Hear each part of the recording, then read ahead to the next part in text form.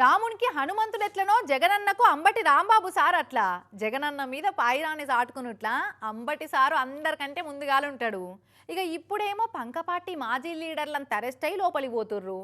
అరే నేను అరెస్టు కాకుంటే జగనన్న మీద పాయిరం తగ్గింది అనుకుంటారన్నట్టే పోలీసులకు సవాల్ ఇసురుతుండు. కమాన్ అరెస్ట్ మీ అని పార్టీ మీద లాయల్టీ చూపించుకునేందుకు తహతహలాడిపోతున్నట్టే అనిపించవచ్చింది. ఏం సంగతి? అంబటి సారు అరెస్ట్ అయ్యి లోపలికి పోదామని బాగా ఉత్సాహపడుతున్నారట. ఏంది సంగతి? నా మీద ఏదో చేస్తున్నారు, చాలా కుట్రలు చేస్తున్నారు. ఎట్ట పట్టుకుని నేను లోపలేద్దామని. నేను సిద్ధపడ్డాక ఇంకేం చేస్తాం? ఏ ఊరుకోరు సార్, అందరంటే ఏదో స్కాములు చేసిరానో బెదిరించిరానో అరెస్ట్ అవుతున్నారు. మీకు ఆ భయం లేదు కదా? మిస్టర్ పర్ఫెక్ట్ ఆఫ్ సత్తెనపల్లి కదా. ఏ పోలీస్ ఆఫీసర్ నా కోసం కేసులు పెట్టడం కోసం ఎదుగుతున్నాడో నాకు తెలుసు. ఎక్కడ బొక్కలు ఉన్నాయని చూస్తున్నాడో నాకు తెలుసు. నా దగ్గర ఎక్కడ బొక్కలు లేవు, మీరు సృష్టించే బొక్కలే. అంటే ఆలు ఉట్టిచ్చే శీద్రాలంటే అవి ఎట్లుంటాయి సారు? నన్ను అంబటి రాంబాబు గారు చంపపోయాడు, కత్తిట్ట చూపించాడంటే 307 వేసేయి.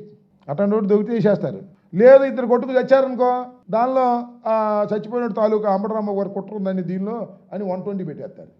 ఇది జరుగుతుంది, పోలీసులు చేస్తుంది. అయ్యో, కింది లెవెల్ ఆఫీసర్లు అట్లా చేస్తారు అన్నప్పుడు డీజీపీ సార్ అసలు పెద్ద ఆఫీసర్లు ఉన్నారు కదా, వాళ్ళకి చెప్పొద్దా? హరీష్ కుమార్ గుప్తా గారు ఐపీఎస్ ఆఫీసర్ సుమారు ఒక 50 సార్లు ఫోన్ చేశారు. అయ్యో, మరి ఎత్తలేదా ఫోన్ కూడా? రింగ్ అయింది, కట్ అయింది. ఒక 25 సార్లు నుంచి అసలు రింగ్ కూడా కట్టలా.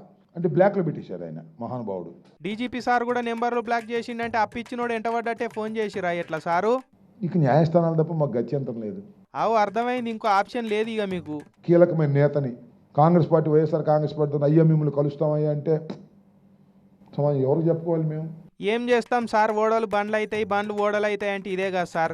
ఫిలమెంట్ పోయిన బల్బ్ అన్నా, పవర్ లేని లీడర్ అన్నా గట్లనే చూస్తారు సార్ ఈ సమాజం. సరే, ఫైనల్ మ్యాటర్ ఏందో చెప్పుకరారు ఇక. ప్రభుత్వాలు శాశ్వతమా? మళ్ళా మాకు అధికారం రాదా? ఓహో, మీరు అధికారంలోకి వచ్చినాక అందరి సంగతి తెలుసుకుంటామంటారు. సరే సార్, ఆల్ ద బెస్ట్. నేను ఉంటాగా, మనందరం ఉంటాగా. చూడండి.